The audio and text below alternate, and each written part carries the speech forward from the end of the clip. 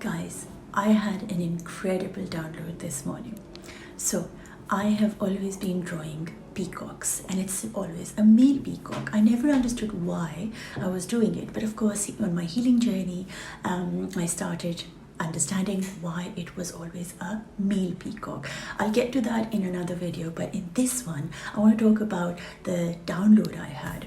Now, what happened is in India, these beautiful peacocks were kept caged inside the harems. The emperors used to have these beautiful birds walking around their wonderful palaces and things like that.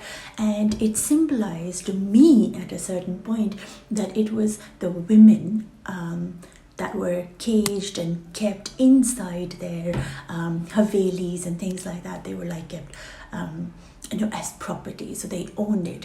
And with these peacocks, what they used to do is snip their wings just a bit so that they couldn't hop over the castle or the haveli walls.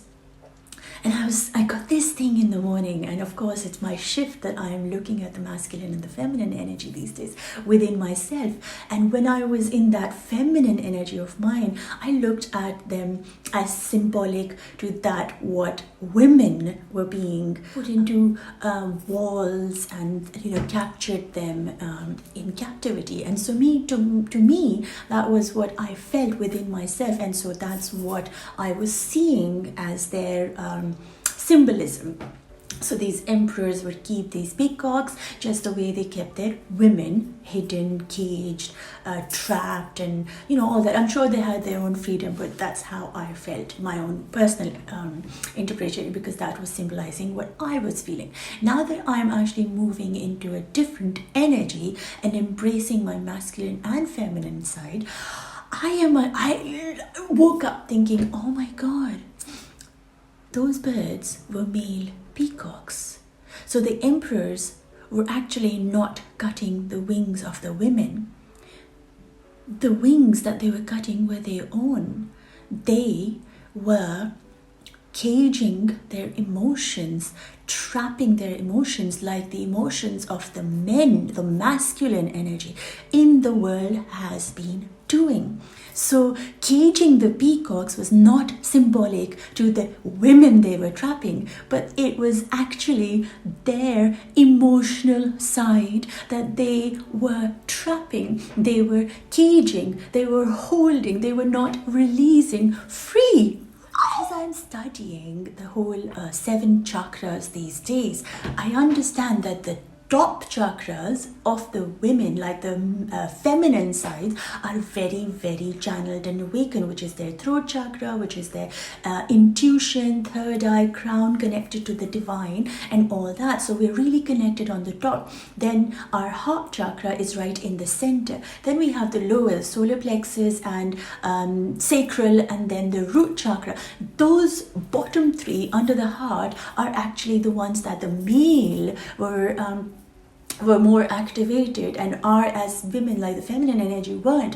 So now that I'm learning about it, earlier I was seeing something which was so basic in a very different eye, and now I'm seeing it actually that it wasn't them trapping women, they were actually trapping them, their own part of their self, so that they were cutting out their intuition, they were cutting out their voice, they were cutting out their connection to the divine. And as we are all waking up to both the energies of the masculine and feminine to feel more balanced, and as the divine speaks to us through this channel and completes us and makes us one, we are seeing the world in a very different light. The peacock is a symbol of how we are beautiful just the way we are when we embrace both our sides, and because they're both from the divine itself.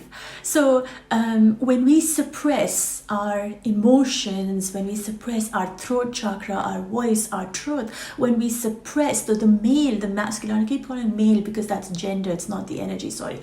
The masculine energy actually got powerful in the bottom chakras, and the feminine energy got stronger in their intuition, and that's where the imbalance happened, because the art The heart never felt connected to all the chakras. It's like always left in the middle, right? Neither of us, neither of the feminine energy nor the masculine energy was reaching the heart, because we're blocking us and thinking we're only good in this, but we're actually good in all of this, right? So the masculines have the confidence to do things in the world, in the physical world, earn money, whereas the women are made to feel like they can't earn that much, or they're not paid that much, or they can't do all the things that men can do. They're good at all the whatever maths things and office stuff, and women aren't, right? We were made to feel that way so that our lower chakras didn't get activated.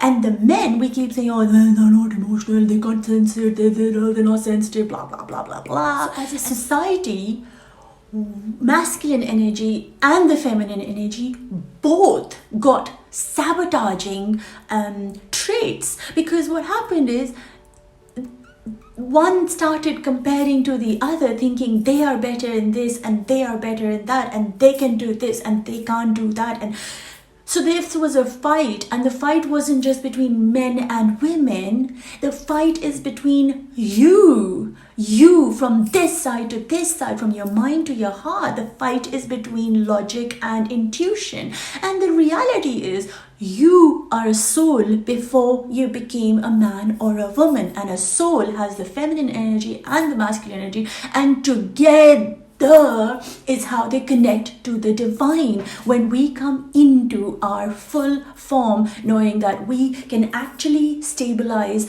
our foundation in this physical world as a woman, and I can also be intuitive and channel through messages from the divine, from the unseen world, and also with the men. It's not about you or me, it's not about them versus us, it's about we. It's about we humans are soul way before we come into this human form. And so to understand that, rather than putting men don't do this and women can't do this, we can do everything. Now, when you recognize that within you have the masculine and the feminine energy, it is you who chooses. Once you've recognized it, you've channeled it out, you work through your chakras, you work through that understanding that no one's better than no one, and you're a soul before you are a body, you start using the energy in the right way. Where you need to build a foundation, where you need to build the confidence, where you need to be sexual and sensual, you do that. When you want to use your heart, you want to open up to the world, to love, to share, to be, you channel that. When you want your creativity to flow, then you use that. You need to understand the intuition, the connection to your divine, the opening and speaking of the truth, the working of the heart, the being sexy or whatever, the sexual, or being creative, and having a foundation. All these 7 chakras are actually part of all of us. And so the magic is understanding them, knowing them, and then using them to your advantage as and when you want to.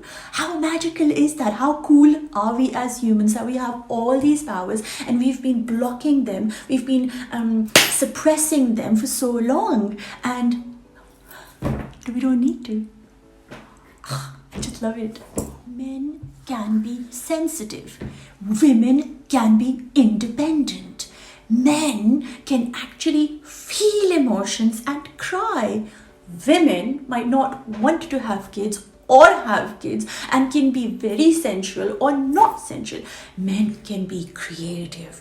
Women can be creative. You don't have to have these barriers. Anyway, so this year, my retreats online, which will be run through Zoom, are all about working through your chakras and using art as a way to get into your subconscious mind and heal you from each and every chakra of yours. If you're ready for a journey of your lifetime, please send me a message and I'll share the details with you. The first one is coming up on the 19th of Feb. It's 1 to 4 p.m. UK time, and I can't wait to create with you, connect with you, and be inspired together by you, by your journey, by your understanding of yourself. And it's so powerful. It'll just change your perspective of what life is all about. And not just life, what you are all about, the strength that we carry. So we're going to go from one chakra to the other and work upwards to our intuition. So I can't wait for what 2023 is gonna be like, for welcoming 2024 when it happens. So yeah, join me for an amazing journey this year, and I can't wait to see you.